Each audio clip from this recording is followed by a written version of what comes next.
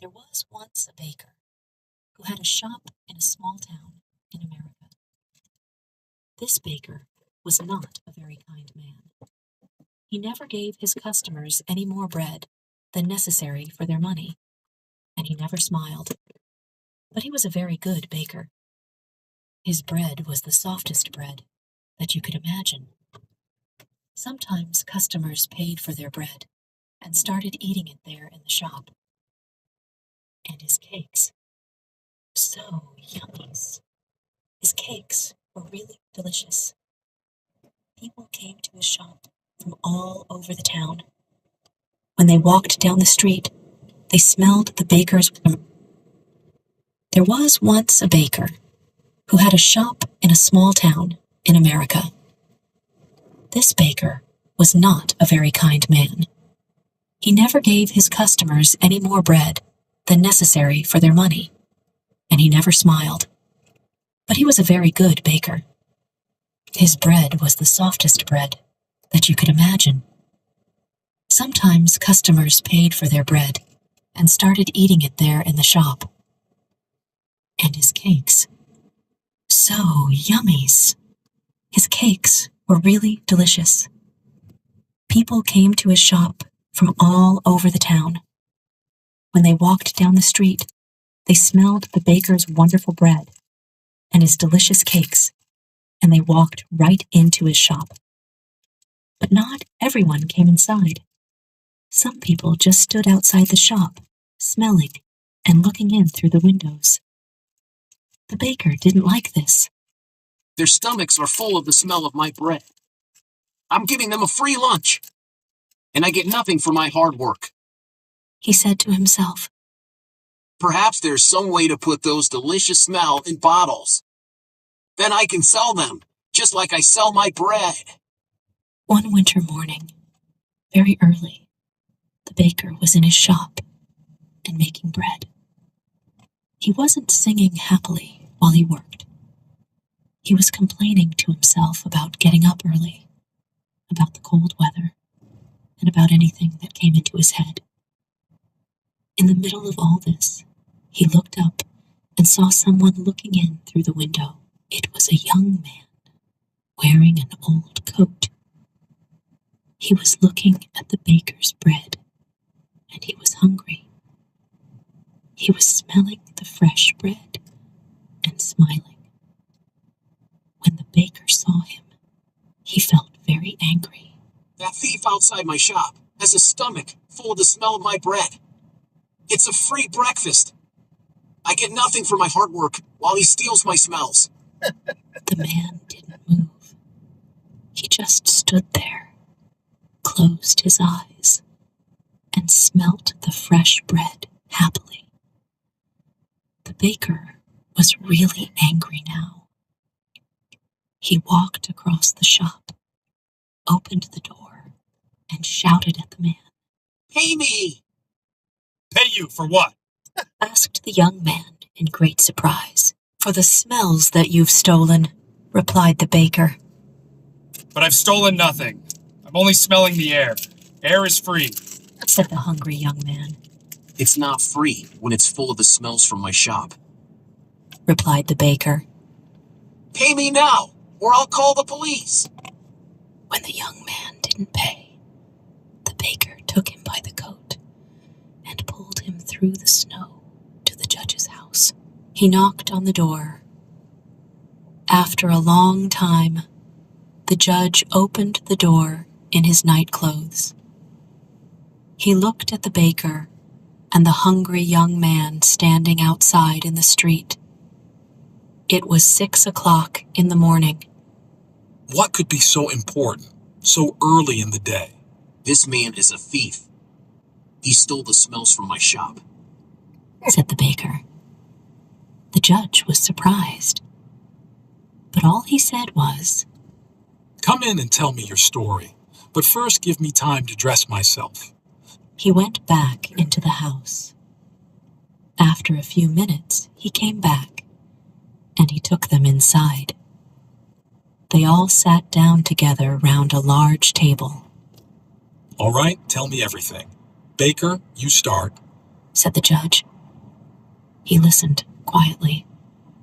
First, the baker told him all about the hungry man who stole all his smells. The judge went on listening. Then the young man told him that air was free and that any man could have as much as he wanted. When they finished telling their stories, the judge was silent for a few minutes. The baker started telling him again of how the other man took all his smells without paying. Stop. Be quiet. I've decided what we'll do, said the judge. Young man, do you have any money? The young man put his hand in his pocket and took out a few coins. He showed them to the judge and said, Sir, this is all the money that I have in the world. Give those coins to me, said the judge. The young man put them into the judge's hand. I've listened carefully to both your stories, began the judge. It's true that the smells were coming out of the baker's shop, and these smells belong to the baker. And it's also true that this young man took those smells without paying for them. And so I say that the young man has to pay the baker for the smells that he took. The baker smiled, perhaps for the very first time in his life. He held out his hand at once for the money. But the judge didn't give him the coins. Baker, listen and listen carefully, he said. He shook the coins in his hands, and they clinked together. That can pay for the smells, he said to the baker. Give me my coins, sir, said the baker, not smiling anymore. No, said the judge. I've decided that the sound of money is the best way to pay for the smell of bread. And with that, he gave the coins back to the poor young man and told him to go home. The baker's miserable character. The baker is portrayed as a very skilled but unkind man. He hoards his pleasant smells, believing they should only be enjoyed by paying customers, and he's never seen smiling. His obsession with profit and his resentment toward those who merely enjoy the scents from outside his shop drive the conflict in the story. The young man in the story is depicted as someone who appreciates life's simple pleasures, like the smell of fresh bread. He argues that air is free, and he hasn't stolen anything. He represents a more carefree and open-hearted approach to life. He argues that air is free. The judge's decision to use the sound of money to pay for the smell of bread is a clever twist. It emphasizes the idea that sometimes we become too possessive and lose sight of the intangible joys in life, like the sound of clinking coins. Moral lesson of the story conveys a moral lesson about greed, possessiveness, and the value of experiences.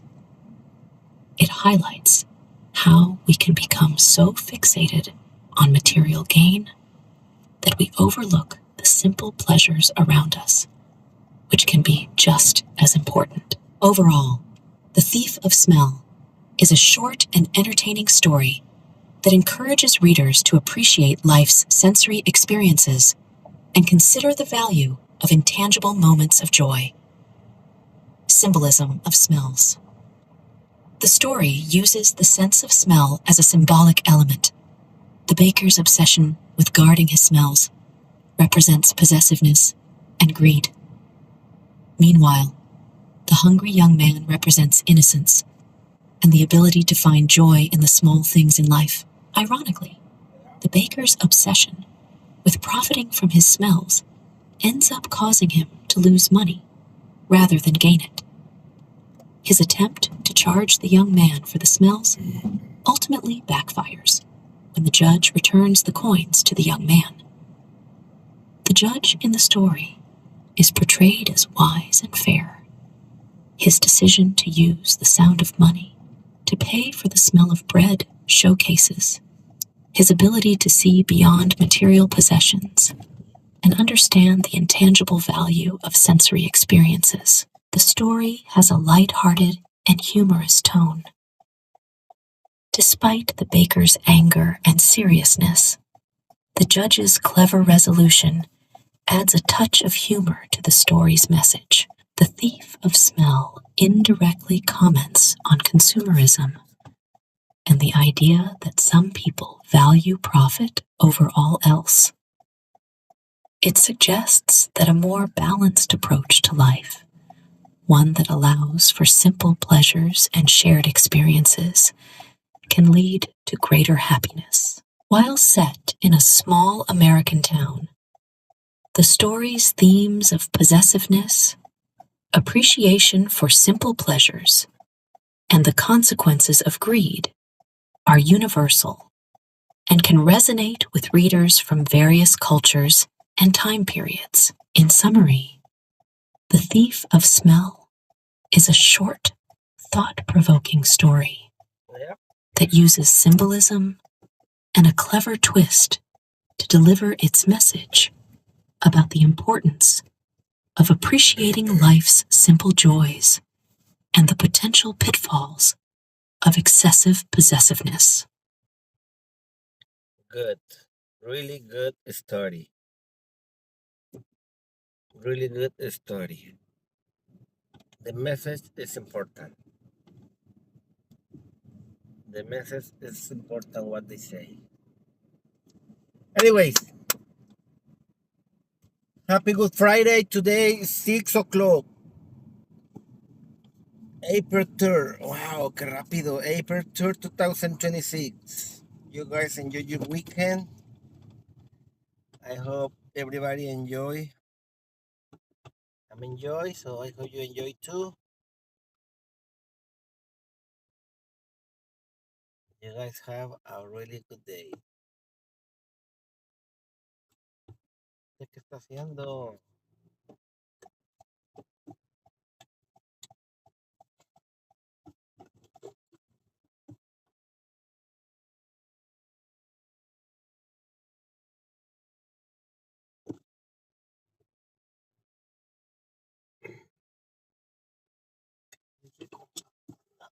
Me anda fuera de la olla. Anyways, ya llegué. Vamos a darle garra. No duro con ganas. Y con amor y compasión. ¡Compasión! ¡Ay, ay, ay! Ay.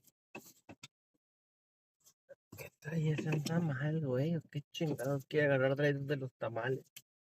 Damn. ¿Es que o qué? Que no, a ese le voy a dar una rayada. I hope not. Me gusta estacionarme aquí para agarrar mi break. Alright. You guys have a good day. Ánimo. Excelente weekend. Pásenla bien. Hoy, mañana y siempre. Y todos los días de su vida. ¡Ánimo! Ahí estamos en contacto. Hasta la próxima. Hasta la tarde. En el otro canal de Mentes Pragmáticas Ya. @Mentes Pragmáticas Ya. ¡Ánimo! Excelente viernes.